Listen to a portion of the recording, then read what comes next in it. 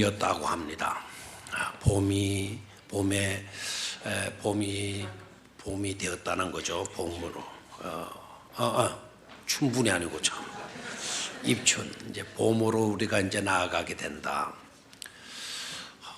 나는 춘분이 왜 이렇게 빨리 와는 거를 생각을 했습니다. 네. 그래 어제 점심을 먹을 때 같이 한 분들과 물었어요.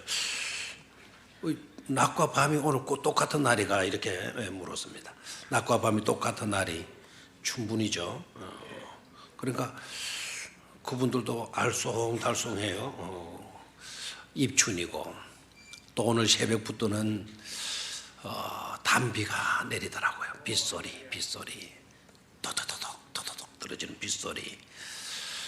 빗소리를 좋아하는 사람 이야기를 들었습니다. 그 사람은 은퇴하고 나면 집을 짓는데 어떤 집을 짓고자 하는 거 하니까 지붕을 양철 지붕으로 해가지고 그런데 비 오면 타다닥 떨어지는 빗소리가 좋아서 그런 집을 짓고 살고 싶다 그래.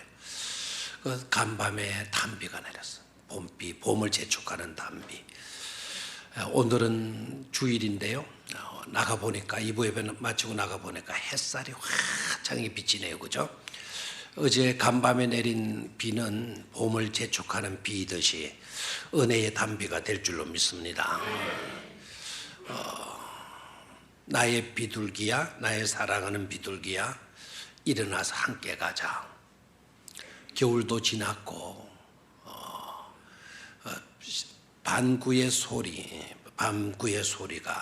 들리는구나. 참 그 아가서에 있는 말씀이 얼마나 좋은지 몰라요. 그죠? 일어나 함께 갈 수 있게 되기를 축원합니다. 겨울도 지났어요. 이제 겨울도 지나고 비도 그쳤고 화창한 봄날이 되어졌으니까 믿음의 날개를 펴고 비상할 수 있게 되기를 축원합니다. 유영만 교수라고 하는 분이 이런 말을 썼더라고요. 뜨게 되면 추락한다. 사람이 자꾸 뜨려고 하지 마라. 누구보다 뜨려고 하지 마라. 뜨려고 하면 추락한다. 날개짓을 하면 나르면 비상한다. 하늘 이렇게 차고 올라간다. 그래 뜨려고 하지 말고 두 날개로 날개짓을 해서 비상할 수 있게 되기를 축원합니다. 좌우에 계신 분들과 오늘 복된 날입니다. 다 은혜 받으실 수 있기를 바랍니다. 인사들 나누시길 바랍니다.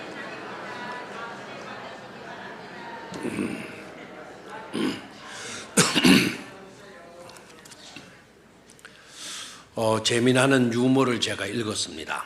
여러분 유머를 나쁘게 생각하지 말고 또 유머로 분별할 수 있는 지혜를 가지시기를 바라요. 유머를 진담으로 듣고 유머를 또 진리로 여기고 속상할 필요가 없습니다. 한 농부가 있었습니다. 그는 자기의 친구 가운데 한 사람이 당나귀를 빌리러 다닌다라고 하는 소문을 듣게 되었어요. 그런데 어느 날 바로 그 친구가 자기가 살고 있는 집 쪽으로 걸어오는 거예요. 이 농부는 잽싸게 하던 일을 멈추고 마구간으로 달려가요. 그리고 마구간에 매여있던 당나귀를 끌고 나와서는 자기 집 모퉁이 잘 안 보이는 곳에 그 당나귀를 메어 놓습니다. 이유인즉슨 애지중지 키워온 그 당나귀를 친구에게 빌려주기 싫었던 것이죠. 그리고는 찾아온 친구에게 이렇게 말을 합니다. 안 된 내만. 벌써 다른 사람이 내 당나귀를 빌려갔지 뭐야. 빌려갔다는 거야. 갔다는 거죠. 그렇게 둘러댔습니다. 그것으로 끝나고 알았다하고 친구가 돌아갔으면 참 좋을 뻔했는데 바로 그 순간에 모퉁이에 메어둔 당나귀가 잉잉 하고 그리고 우는 겁니다. 그 소리를 다 들었어요. 그 소리를 들은 친구가 농부에게 정색을 하면서 말을 합니다. 자네 조금 전 당나귀를 누가 빌려가고 없다고 하지 않았는가? 그런데 방금 저 울음소리는 뭔가? 우리는 절친한 친구 사이인데 친구로서 이럴 수가 있는가? 따지듯이 그렇게 물었습니다. 그러자 농부가 당황할 수밖에 없죠. 미안하다. 이랬으면 좀 좋을 뻔했는데 그럴 때 방어수단이 뭔가 하니까 화를 내는 거예요. 버럭 화를 내면서 이렇게 말을 합니다. 자넨 지금 내 말을 믿는가? 아니면 저 당나귀 소리를 믿는 건가? 이렇게 했다고 합니다. 기 있는 자는 들을지어다. 깨닫는 자는 웃으시고 못 깨닫거든 그냥 사십시오. 그냥 저는 이 유물을 읽는 가운데 언뜻 이런 생각이 들었습니다. 만약 나에게 친한 나의 친구가 찾아와서 내가 가진 소중한 것을 빌려달라고 한다면 나는 어땠을까? 소중한 것을 선뜻 내어놓으면서 여기 있네. 필요한데 잘 쓰도록 하게. 이럴 수 있는 그런 마음인가? 생각해 보니까 아닌 것 같더라고요. 소중한 것을 어떻게 그렇게 친구이지만 쉽게 내어줄 수가 있겠는가 하는 생각이 들면서 또 이런 생각이 또 드는 겁니다. 만약에 예수님께서 나를 찾아오셔서는 저더러 네 가진 것, 네 가지고 있는 바로 그것을 내가 좀 필요로 한다. 내가 좀 쓸고자 하는데 나에게 좀 빌려주게나. 우리 주님께서 나를 찾아오셔서 그것을 요구한다고 한다면 주님, 이 모든 것은 당신의 것이지 않습니까? 빌려주기는 무슨 빌려준다는 말씀입니까? 주님의 것이니까 아예 가지고 가셔도 좋습니다. 이럴 수 있는 믿음이 나에게 있는 것인가? 생각해 보니까 솔직하게 그런 믿음의 수준에 내가 이르지 못하고 있다는 것을 발견하게 돼요. 주님, 요거는 좀 봐주시면 안 됩니까? 다른 것은 다 이렇게 가지고 가신다 하더라도 요것만큼은 하는 그런 것들이 몇 가지 있더라고요. 그러면서 주님께서 나에게 찾아오셔서 이것을 요구하신다면 하는 생각이 딱 들면서 마음속에 감동과 감격이 확 솟구치더라고요. 내가 너한테 왔는데 왜 온 줄 네가 알면 좋겠다. 내가 너에게 찾아온 이유는 너의 수치를, 너의 잘못을, 너의 실수를, 너의 허물을, 너의 실패를 내가 좀 가져가기 위해서 내가 너를 찾아왔단다 라고 주님께서 말씀을 하신다면 나는 어땠을까? 나의 수치를, 나의 실수를, 나의 실패를, 나의 허물을 이걸 내다 드리면 내가 정말 수치스럽고 부끄럽지 않겠는가? 나의 죄악된 것들을 주님께 내어놓는다면 주님이 나를 어떻게 여기실까? 오히려 그 모든 것들을 내 마음 한켠에다가, 내 마음 모퉁이에다가, 안 보이는 데다가 고이 감춰두고 있는 나일 수도 있지 않겠는가 하는 생각이 들었습니다. 그래서 우리 주님, 그걸 내가 빌리러 왔는데 아쉽다 라고 씁쓸한 표정을 짓고는 만약에 주님이 그냥 돌아가시고 말았다면 나는 과연 그거에 잘한 짓일까? 그게 지혜로운 행동일까? 하는 것을 생각해 보았습니다. 해답은 아니죠. 우리는 그렇게 해서는 안 될 줄로 믿습니다. 오늘 본문을 보게 되면은 세리 요한이 이런 말을 하죠. 예수님께서 자기에게로 오시는 것을 보고, 예수님이 자기에게로 오시는 것을 보고, 보라, 세상 죄를 지고 가는 하나님의 어린 양이로다. 이렇게 말을 해요. 누가 오시는 것을 보고, 예수님 누구에게로? 자기에게로 오시는 것을 보고, 보라, 세상 죄를 지고 가는 하나님의 어린 양이로다 말을 해요. 그래서 제가 이 자기에게로 오시는 것을 보고 라는 이 구절이 너무나도 중요한 구절이구나. 그래서 다른 제목을 붙이려고 하다가 아예 이 문구 자체를, 이 구절 자체로 제목을 잡아야 되겠다 해서 자기에게 오시는 것을 보시고 제목으로 잡았어요. 오늘 예수님의 모습을 본다라는 거 너무 중요한 일입니다. 신약 성경에서 나타나고 있는 예수님의 여러 가지 활동들이 있지만 그 여러 가지 활동들 가운데 특별히 세 가지, 신약 성경에서 우리가 만날 수 있는 예수님의 여러 모습들 많이 있지만 그 중에서 빠뜨리지 말고 꼭 놓치지 말고 보아야 할 예수님의 세 가지 모습, 어떤 것일까? 세 가지로 오늘 말씀을 드리려고 합니다. 첫 번째로 우리가 놓치지 말아야 할 예수님의 모습은 광야로 나가시는 하나님의 어린 양의 모습입니다. 한번 따라 하십시오. 광야로 나가시는 하나님의 어린 양. 어디로 나가시는?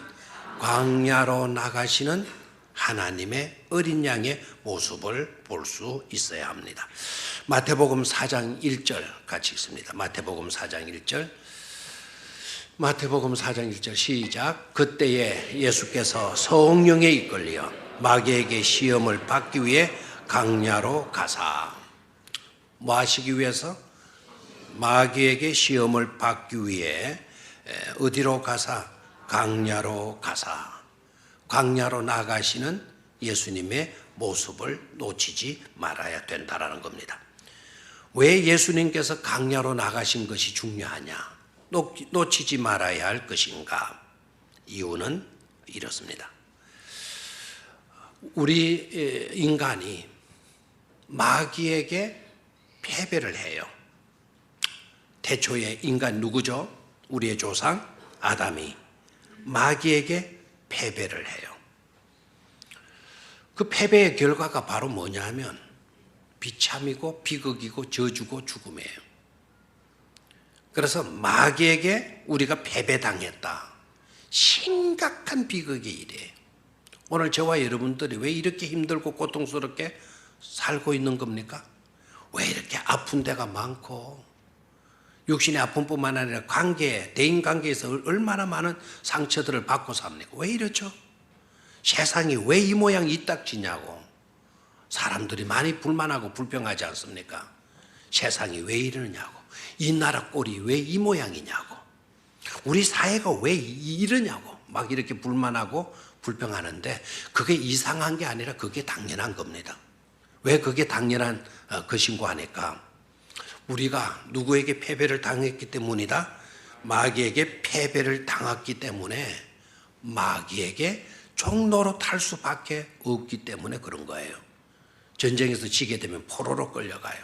포로는 노예예요. 포로는 종들입니다. 그러니까 공중 근세를 누가 잡게 되어졌는가 하니까 마귀가 잡고 그 마귀가 근세를 잡고 휘두르기 때문에 우리는 거기에 매여서 종노를 하며 살 수밖에 없는 그런 처지에 놓이게 된 것 아닙니까? 그런데 그런 형편에 있는 우리들을 하나님은 포기하지 아니하시고 하나님은 그와 같은 잘못된 삶에서 우리를 건져주시기 위해서 하나밖에 없는 예수 그리스도를 이 땅에 보내시잖아요.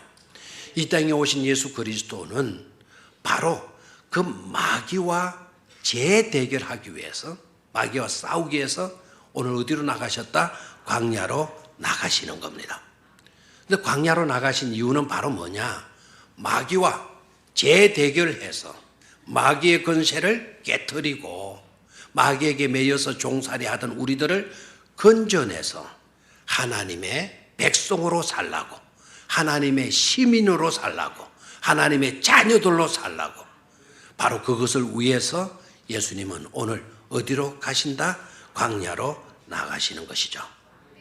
아멘입니까? 광야로 나가서 재대결하는 거예요. 재대결이라고 하는 말을 쓰게 되면 또 의문이 생길 수가 있습니다.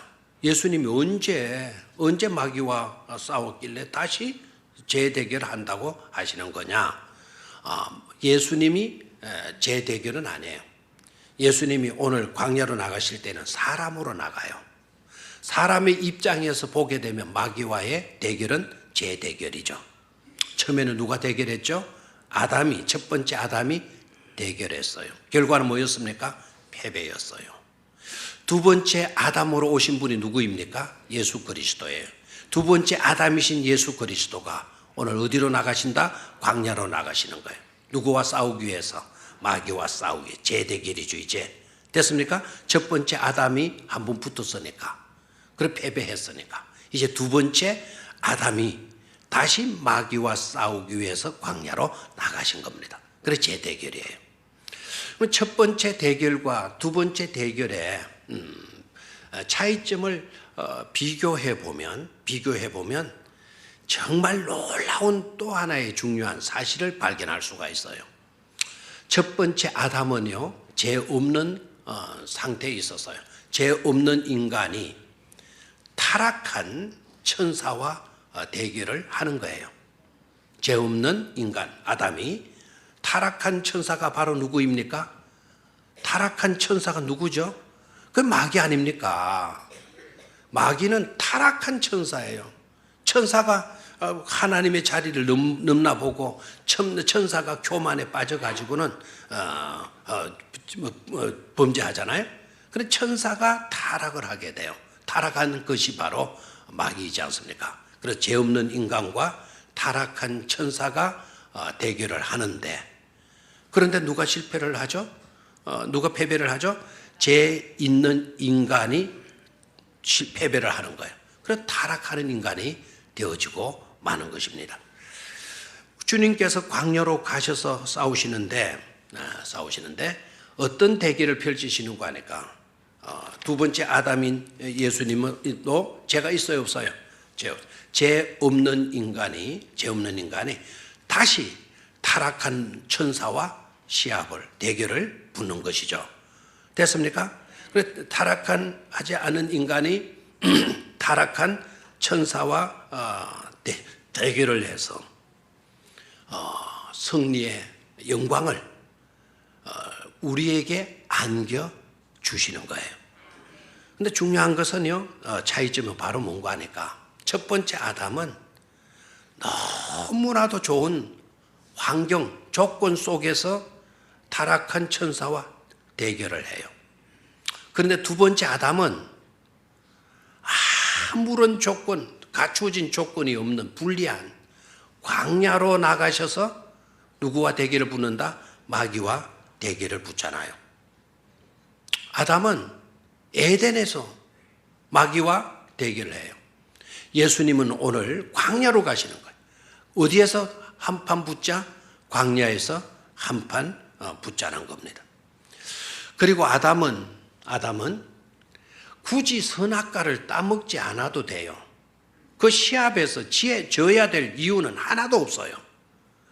그런데도 불구하고 그 좋은 환경 속에서 패배하게 돼요. 따먹을 것이 너무 많아요. 선악과 먹지 않아도 다른 풍성한 먹을 것들이 널려져 있었기 때문에 그것을 먹으면 굳이 마귀에게 끌려갈 필요가 없었던 거죠. 배부름 속에서 마귀와 싸웠는데도 불구하고 첫 번째 아담은 실패를 해요. 두 번째 아담이신 예수는요, 40일간 뭐합니까? 금식을 해요.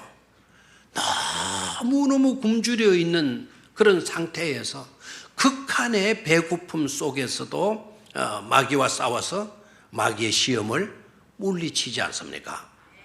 그리고 첫 번째 아담을 또 봐요. 첫 번째 아담은 그의 곁에 돕는 배필이 있었어요. 둘이었어요. 혼자가 아니고 아담과 이브였어요. 광야로 나가신 두 번째 아담은요, 오로지 혼자였어. alone 또는 lone이라 그래요. 혼자였고 고독한 상태, 외로운 사람. 주님 밖에 없었어요.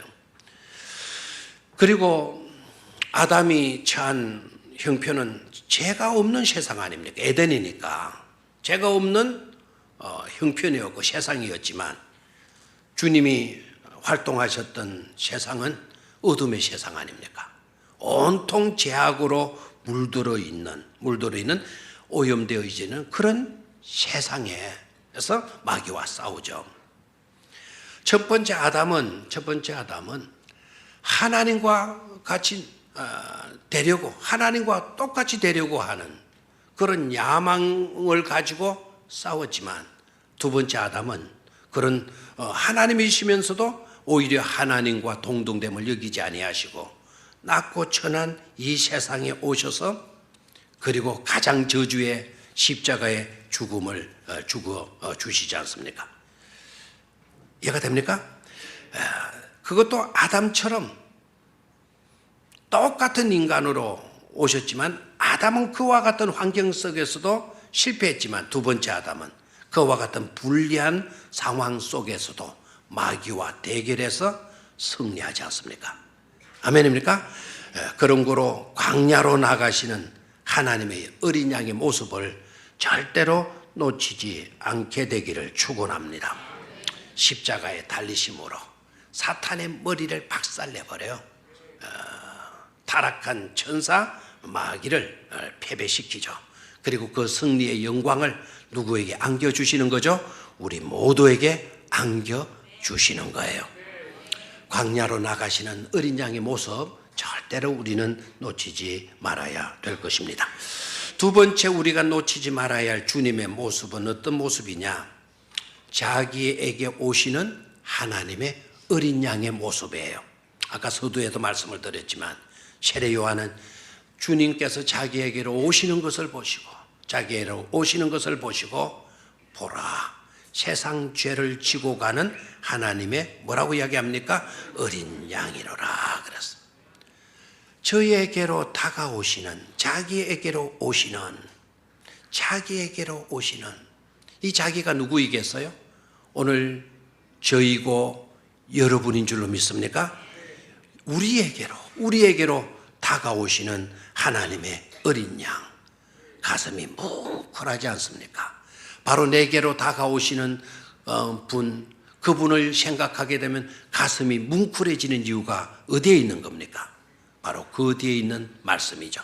세상 죄를 지고 가는 하나님의 어린 양이기 때문인 것이죠. 그래서 요한은 보라는 거예요. 이 룩하라는 거예요. 주의를 가지고, 관심을 가지고, 목적을 가지고 쳐다보라는 겁니다. 그냥 눈에 띄는 것 정도로 신경 안 써도 그냥 눈에 비춰지는 그런 것으로 보지 말고 look해라. The Lamb of God, 하나님의 어린 양을 look해라.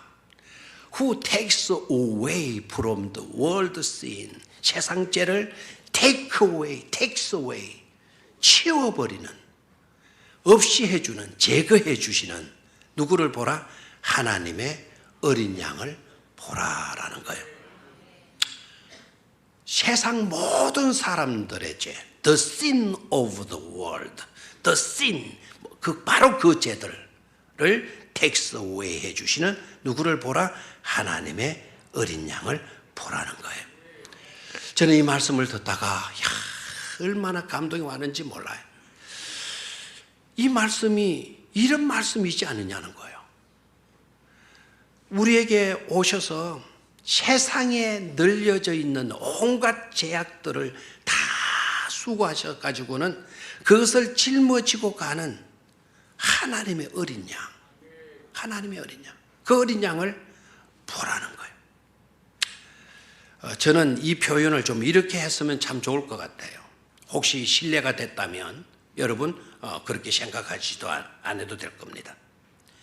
요한이 세상 죄를 지고 가는 하나님의 어린 양이다 라고 말한 이 말은 우리들의 현실적인 입장에서 좀 이거를 빗대어서 보게 되어진다고 한다면, 쓰레기를 수거해 가시기 위해서 우리에게로 다가오시는 쓰레기 수거인인 예수를 봐라. 예수를 봐라. 쓰레기를 수거하시는 분이 누구입니까? 청소부 아닙니까? 그러니까 청소부 아저씨를 보도록 하시오. 이건 이제 제가 온 감동이에요. 실제적으로 예수님이 그렇구나, 쓰레기를 수거해 가시는 분이시구나 하는 깨달음이 와요. 여러분, 한밤중에요, 12시 반에서 3시 반 사이로 여러분 길을 보다 보면 길에 번쩍번쩍 이렇게 불이 나 있다가 왔다 갔다 해주고, 그리고 막 사람이 막 주위에서 뛰어내리고, 그분들이 많은 분들이 하니까 여러분 집 앞에 내어놓은 쓰레기 봉투를 뛰어내려가 그걸 집어가서 차 위에 집어던지고, 또 넣어서 집어던지고, 또 부르르 가다가 또 멈춰서 또 집어던지고, 쓰레기 수거인들이잖아요. 혹시 예수님은 쓰레기 수거인이다, 청소부 아저씨다라는 표현이 어색하게 들릴 수 있지만, 그러나 그것이 사실일 겁니다. 우리는 청소부 아저씨들을 너무 무시하잖아요. 냄새 나는 걸 취급하고 한밤중에 치우고, 그렇죠? 쓰레기로 뒤범벅이 된 그 추럭을 타고, 그러니까 아유, 형편없는 직업을 가진 사람들, 뭐 이런 생각을 가질 수도 있어요. 그런데 바로 그들의 모습이 바로 예수님이지 않느냐 이거예요. 만약에 그분들이 우리들이 버려놓은 그 쓰레기들을 수거해 가지 않는다고 한다면, 여러분, 쓰레기 더미 속에 묻혀서 살아야 될걸요. 그 썩어진 냄새나는, 쾌쾌한 냄새나는 것, 그거 안고 살아야 할걸요. 그래서 오늘부터는 여러분, 한밤중에 청소부 차가 지나갈 때 청소부 아저씨들 보시거들랑 예수님을 보신 것처럼 고개를 푹 숙이고 고맙다고 커피라도 매점에 가서 하나 사가지고 캔커피라도 하나씩 이렇게 선물로 드렸으면 참 좋을 것 같습니다. 우리 죄를, 세상 죄를 지고 가는 하나님의 어린 양, 그냥 지고 간다고 해서 고상한 것으로 생각하지 마시기를 바라요. takes away, 쓰레기를 치우듯이, 제거하듯이, 치워버리듯이 그렇게 하시고 그 쓰레기 더미를 얽게 짊어지고 가시는 하나님의 어린 양을 보시라는 거예요. 쓰레기 봉투를 갖고 다니시면서 우리들의 쓰레기, 실패의 쓰레기, 온갖 허물의 쓰레기, 패배한 쓰레기, 온갖 수치의 쓰레기, 그 수치 때문에 언제나 더러운 것에 묻혀서 남의 눈을 의식해 가면서 숨어서 피해서 살아가는 수많은 그와 같은 쓰레기들, 그것들을 쓰레기 봉투에 거두어 가시고 그것을 치워버려 주시는 그 예수, 그 예수에 대한 고마움과 감사함을 우리는 잃지 말아야 될 줄로 믿습니다. 그 쓰레기 수거일은 그러면 언제이냐?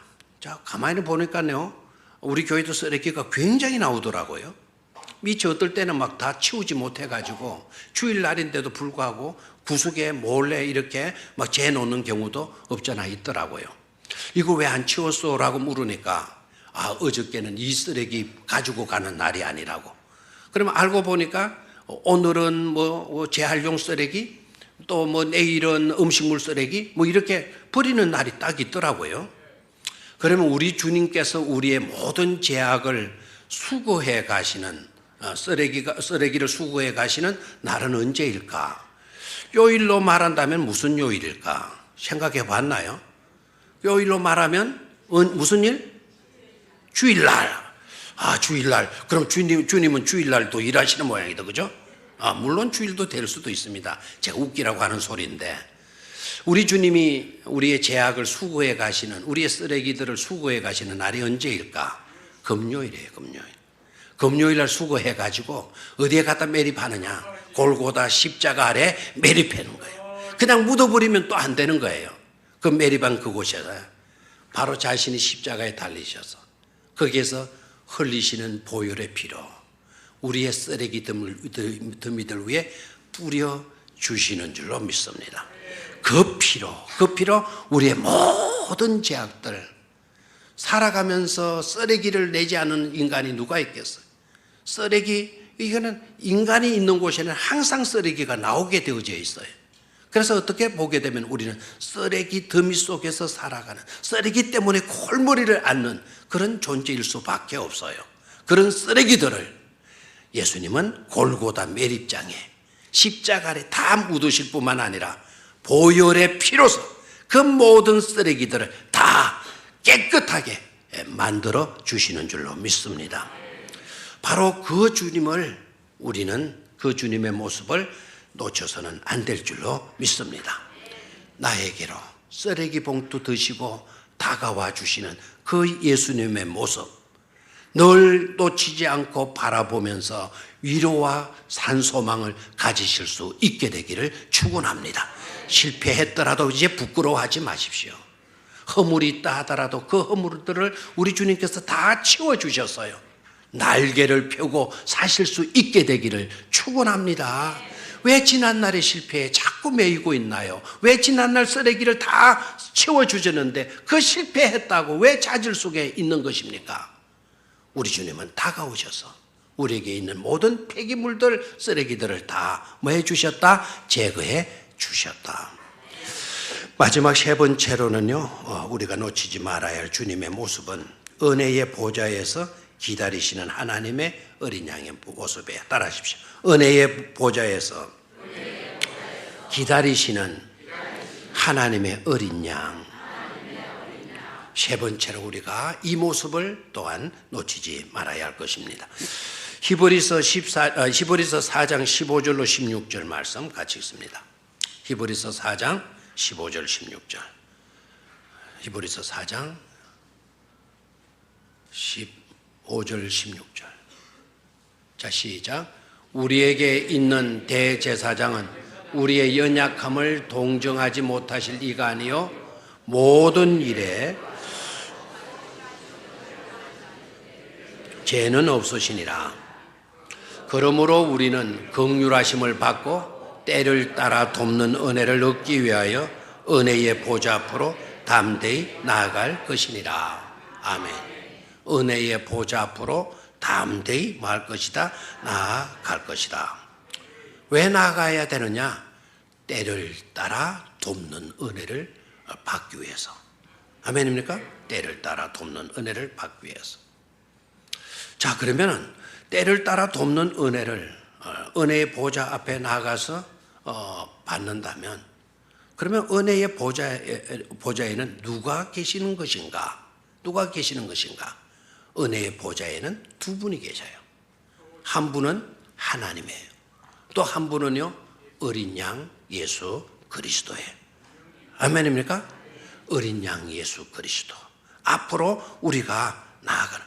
그러면 그 보좌에서는 하나님이, 그 보좌에는 예수 그리스도가 때를 따라 돕는 은혜를 주시기 위하여 우리들이 나오기를 지금 이 시간에도 기다리고 계시는 줄로 믿습니까?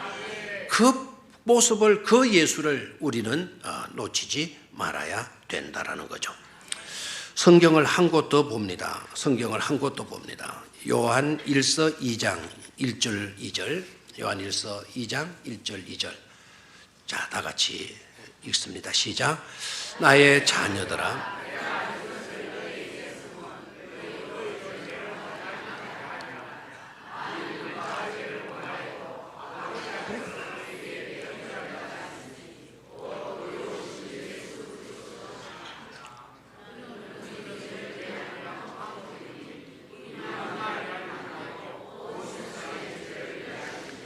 아멘. 나의 자녀들아, 내가 이것을 너희에게 쓰면 너희로 죄를 범하지 않게 하려 함이라. 내가 왜 이 편지를, 이 서신서를 쓰는 거 하니까 너희가 죄를 범하지 않도록 하기 위해서. 그런데 그럼에도 불구하고 만일 어떤 사람이 죄를 범하였으면 그 죄를 범하여도 아버지 앞에서 우리에게 뭐가 있다는 사실을 대언자가 있다는 사실을 너에게 알게 해 주기 위함이다라는 거예요. 그러면 우리를 대언해 주실 대언자가 누구냐? 곧 의로우신 누구라고요? 예수 그리스도라 그래서요. 그 예수 그리스도는 또 2절을 보니까 그 예수는 우리 죄를 위해서 뭐가 되신 분이다. 화목 제물이 되신 분이다라는 거예요. 그래서 혹 우리가 죄를 범했다 할지라도 예수님께서 우리의 뭐가 되어 주신다? 대언자가 되어 주신다라는 거예요. 대언자가 되어 주실 뿐만 아니라 대언자가 대언하게 되면 변호하게 되면 반드시 하나님께서 용서해 주실 수밖에 없는 것은 바로 그 대언자인 예수님이 우리에게 뭐가 되어 주셨다. 우리 죄를 위한 화목 제물이 되어 주셨다라는 거예요. 그래서 우리는 때를 따라 돕는 은혜를 받아서 복되게 살 수밖에 없는 존재가 되어지는 것이다라는 거예요. 사랑하는 성도 여러분, 절대로 지난날의 실수와 실패와 수치와 허물과 잘못된 것들 때문에 어깨를 늘어뜨리고 살지 않게 되기를 축원합니다. 히브리서 기자가 외쳤던 것처럼 은혜의 보좌 앞으로 나아갈 수 있게 되기를 축원합니다. 혹시 죄를 지었다 하더라도 우리의 죄를 대언해 주시고 변호해 주실 누가 계신다는 사실을, 예수 그리스도가 계신다는 사실을 깨닫고 위로받으시고 새로운 은혜에 감격하며 살 수 있게 되기를 주의 이름으로 축원합니다. 마지막으로 이 단어, 옛날에도 몇 번 제가 이 단어 너무 좋아가지고 강조한 적이 있는데요. 은생카 무카시라고 하는 말 한번 해볼래요? 은생카 무카시. 이 말 너무 좋아요. 우리 옛날에 한 15년 20년 됐는가 모르겠는데 그때 맥스 루케이더가 쓴 예수님처럼이라는 아주 좋은 책이 있어요. 서점에 가면 지금도 많이 팔리고 있을 거예요. 꼭 그 책 한번 여러분 읽어보시기를 바랍니다. 거기에 보면 은생카 무카시라는 단어가 나와요. 이건 아프리카 콩고의 어느 부족의 말이에요. 콩고의 어느 부족의 말. 콩고를 잘 모르겠거든 그냥 콩가루 이렇게 생각해도 돼요. 콩고의 룰룽주족이라고, 룰룽주족이 쓰는 단어예요. 그 은색과 무카시. 그쪽 지역에서 그 룰룽족, 아프리카 아직도 자기 언어가 없는, 자기 나라 글자가 없는 그런 부족들이 많이 있다는 겁니다. 그 부족들에게 자기 나라 글을 만들어 가지고 성경을 번역해서 주는 너무나도 귀한 선교 사역을 감당한 선교사님이 계셨어요. 그래서 성경을 번역하다 보니까 바로 예수는 우리의 대언자가 되시고 변호사가 되시고 보혜사가 되어주시고, 이 단어를 찾을 수가 없는 거예요. 너무나도 중요한 단어인데 이 단어를 찾을 수가 없는 거예요. 그래서 거기에다가 가루를 딱 치놓고 콩고말로 대언자, 우리를 대신해 주는 중보자, 변호사, 이 말이 뭘까 막 고민하다가 찾지를 못하고, 한 번은 선교단체에서 보내준 그 구호품을 이렇게 나눠주는데 때마침 룰룽주족의 추장의 아들이 열병에 걸린 거예요. 열병에 걸린 걸 보고는 혹시 그 열을 낮추는 약이 없는가, 그 구호품 중에 찾아보니까 어느 교회에서 보내준 의약품이 있더라는 거예요. 그래서 딱 이거는 그 fever 되는 열병에 감기에 좋은 약이 나온 거예요. 그것을 가지고 추장에 가서 이걸 먹어보라고. 그리고 어떻게 먹는지도 모르잖아요. 그래서 물을 타 가지고 그걸 마시게 한 거예요. 그럼 마시니까 이거 약 한 번도 안 먹어본 사람이 약 먹으니까 이거 한 2시간에 약발을 막 그대로 받아버린 거예요. 열이 싹 내리게 되는 거. 막 의식을 찾아가지고 추장 아들이 팔팔 뛰댕기니까 추장이 감동을 먹은 거예요. 오라고. 그래서 선교사가 말이 통합니까? 그런데 때마침 선교사를 돕는 아주 절친한 사람의 소개로 한 사람을 만나게 돼. 그 사람이 누구 하니까 막 추장의 오른팔과 같은 사람인데, 추장은 이 사람한테 그 지시를 하고, 이 사람은 그 자기에게 통역해주는 사람에게 이야기. 그 통역가는 자기에게, 선교사인 자기에게 말하고, 자기가 말하면 통역가를 들여서 그 사람에게서 추장으로 가는 복잡한 절차예요. 근데 친가족처럼, 그래서 손을 딱 가지고 가더니, 선교사님 손을 가지고 가더니 자기 이마에 딱 대고 자기 입에다가 딱 대더라는 거예요. 그것은 바로 무슨 신호인가 하니까 당신은 우리의 가족이다라는 사인이래요. 그러니까 손을 딱 가지고서, 필리핀에는 이 가면은요, 손을 갖다 대면은 이거는 세배하는 겁니다. 신년도 세배하는, 새해 복 많이 받으시고. 그 아프리카는 손을 갖다 대고 입에 갖다 대면 뭐라고요? 우리는 한 가족이다라는 뜻이에요. 당신은 우리의 가족이라는 거예요. 무슨 일이 있거들랑 바로 옆에 있는 은생카 무카시에게 말을 하라는 거예요. 그때에 뭐가 나왔어요? 은생카 무카시. 아하! 이게 바로 대언자구나. 내 대신 말해주고 추장 대신 말해주고 나에게 말해주는. 드디어 이 선교사는 약 하나 갖다 주고 대단한 발견을 한 거예요. 단어를 찾은 거예요. 은생카 무카시. 아멘입니까? 우리에게도 은생카 무카시가 계시는 줄 믿습니까? 바로 그분이 누구입니까?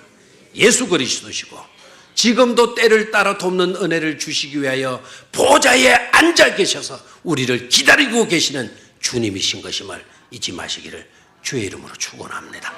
하나님 아버지,